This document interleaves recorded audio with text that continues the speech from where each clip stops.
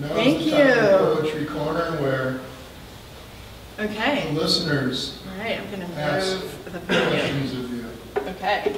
If you have any questions, I'm ready to answer them. No pressure.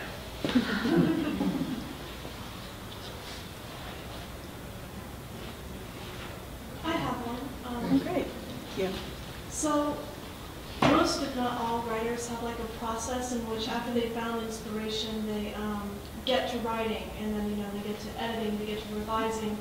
What are the sort of things that you look for in your own writing where you feel like things need to be edited out or revised for it to be perfect for you to be prepared to publish it? Great question. Thank you. Lots of different answers. I feel like nothing is perfect. And I can't remember who said it, but someone said books are never completed, they're only abandoned. And sometimes they're abandoned because they're going to get published and they yank it away from you. So stop. I think it was I think it was Auden who was quoting, Paul Valery. Ah, I'm okay, I'm not great. totally sure about this. Beautiful. Auden quoting Paul Valery. Paul Valery, yeah. So there's that sense in which you can like obsessively tinker forever. I'm trying to get better at releasing poems earlier. Some of the poems in this collection are 10 years old. And I don't know, I guess it's moving more from feeling like this is something that I do for my own pleasure and healing and integration of life, into feeling like, okay, I'm participating in the world with these things. So if I'm participating in the world, I have to share them with other people. And I do completely depend upon the advice and feedback from other trusted writers.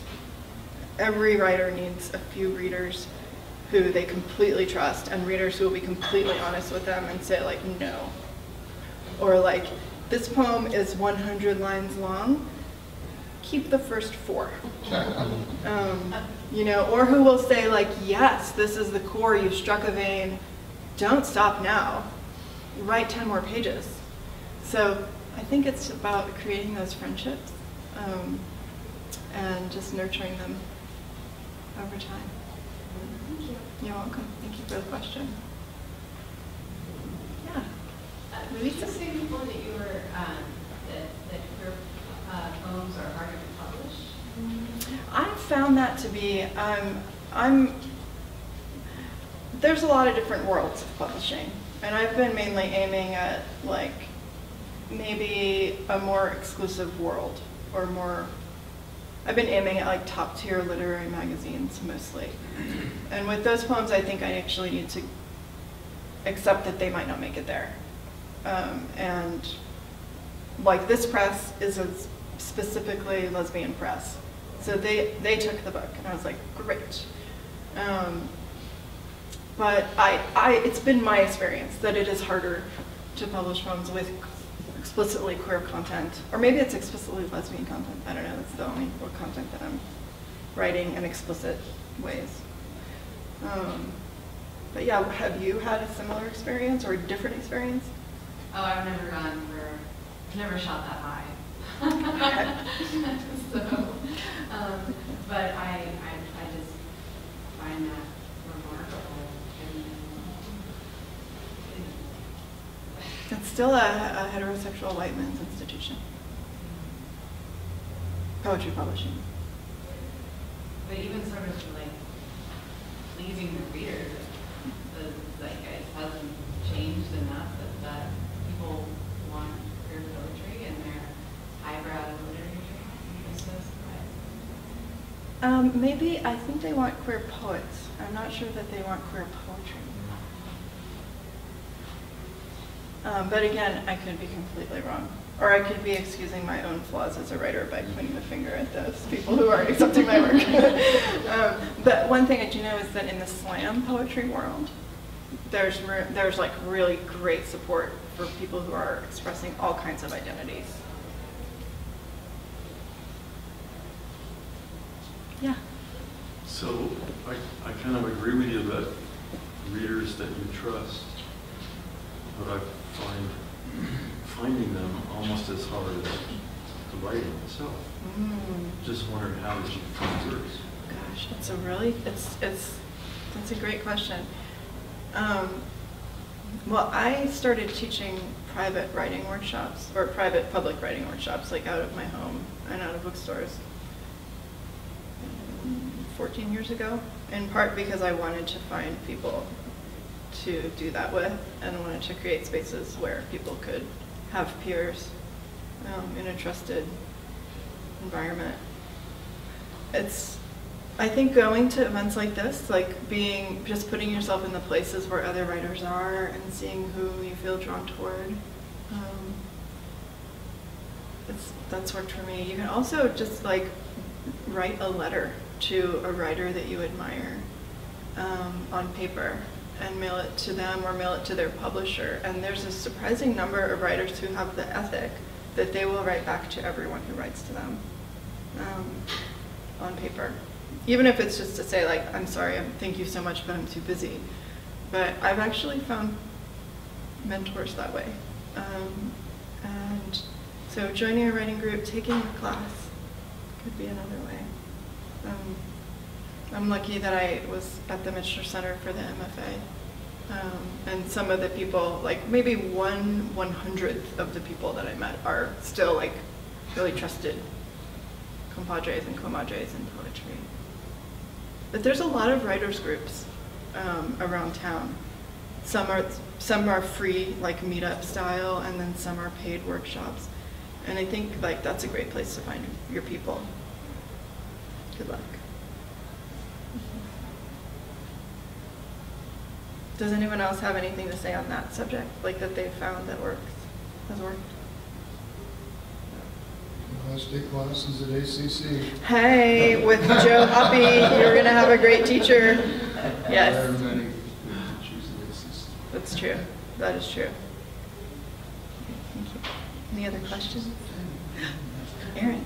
Yeah. I'm really curious about your creative process, and if the poems come to you quickly, like lightning bolts, like it's just pouring out of you, or if you really have to dig with them and find them slowly, and which ones typically are ones that you can stick with that work? It's a great question.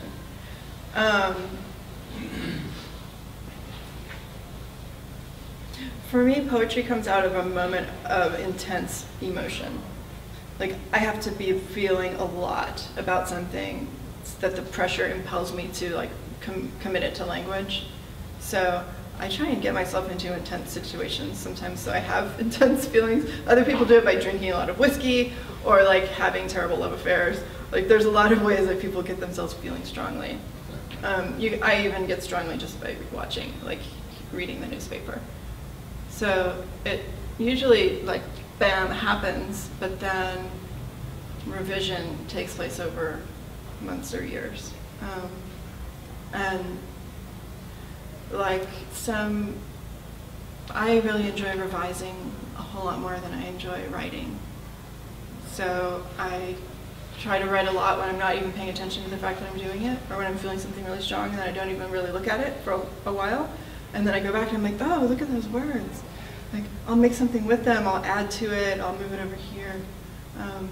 If you see your whole body of like created words, like what's in your journal, what's in the letters that you've written, the notes and scraps, the emails, if you see all of that as the source of your actual like body of work, which it is, we just are so dispersed among various channels right now, then you kind of have just a lot of material to work with for a long period of time. There's a Brazilian poet who I love, her name is Adelia Prado, and she has an incredible book called The Alphabet in the Park, and translated by Ellen Dory Watson. One thing that Adelia Prado says is that a poem comes out like a baby. It's whole. You basically just need to wash it. Like, take all the things that were just part of its growing and being born, you need to wash those off, and you have the poem. And she's super accessible. She's so accessible. Oh, I wish I had one of her poems to read out loud right now. Could we close with that? Do you have The Alphabet in the Park, Joe? Do you know? It's a Wesleyan book. It's a Wesleyan book. Translator Ellen Dory Watson. Last name Prado. Or, out a you long know, time. it's been out a long time. Yeah. I could probably find it on my phone. If you guys would indulge me in reading this poem out loud, I think that would be a wonderful ending. That'd be great. Yeah. You don't have it? Okay. Does someone have a mobile device? Yes. Okay. Do you mind? Okay. Are there any other questions while we're looking at the poem?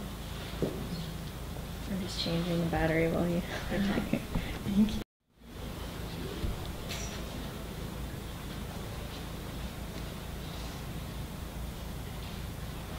It may not be online.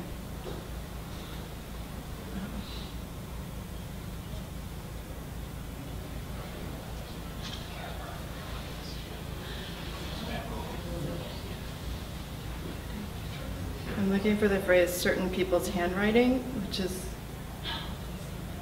okay, yes, great. If it goes dark, it's going to ask you for our passwords. You don't want to go dark. I just did that. Don't go dark, phone. Dark. No. Wait, where did you go? Oh, you know what? I should give up on this task. The poem is called Denouement, and it starts off, I have great admiration for ships and for certain people's handwriting, which I attempt to imitate. Of my entire family, I'm the only one who has seen the ocean. And it goes on from there. It's beautiful. And she was writing Portuguese, right? She's writing in Portuguese, yeah. And she's a writer who wrote for like 30 years before anyone noticed her. She didn't try and promote herself. She didn't run hither and yon. She's basically stayed home. And after enough years, people started coming to her. She loved math too, didn't she? She loved math. Isn't that amazing? Yes. Yeah. It's amazing. And she came to visit and to read at UT 3 years ago. We went out for pancakes at Kirby Lane, and she said, "You should have a baby. You'll regret it for your whole life if you don't." So it's like I have that like ringing in my mind. Adelia Prado says what to do. She's very Catholic, too. She's very, very Catholic. Yeah, super into family, home, children, mothering, cooking, etc. Nice. Okay, thank you all so much for coming. This has been really fun.